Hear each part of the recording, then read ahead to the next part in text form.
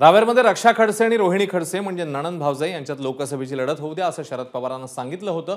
असं वक्तव्य माजी सतीश पाटील यांनी केलेले आहे। मात्र रोहिणी खडसेंनी लढतीला नकार दिल्याचंही सतीश पाटील म्हणाले। तसंच मुक्ताईनगरची जबाबदारी तुमच्याकडे दिली आहे, त्यामुळे शरद पवार गटाच्या उमेदवाराला मुक्ताईनगर म्हणून लीड द्या म्हणजे तुम्हाला शरद पवार गटाचे निष्ठावान कार्यकर्ते समजू असा चिमटाही सतीश पाटील यांनी रोहिणी खडसे यांना काढला। सतीश अण्णा स्पष्ट वक्त्यासाठी प्रसिद्ध आहे, जे आहे ते ठोक बोलतो। रोहिणी ताई बोलली, जबाबदारी वाढली। आम्ही तर बोललो होतो साहेब, श्रीराम पाटलापेक्षा नणंद भावजाईची कुस्ती लावून टाकू। ठीक आहे, त्यांनी सांगितलं की मला विधानसभा लढायची, पण आता विधानसभा लढायची असेल तर मुक्ताईनगर मध्ये खूप काम करावं लागेल, लीड आपल्याला दाखवावं लागेल आणि मग आम्ही समजू की खरी शरद पवारांची निष्ठावान कार्यकर्ते।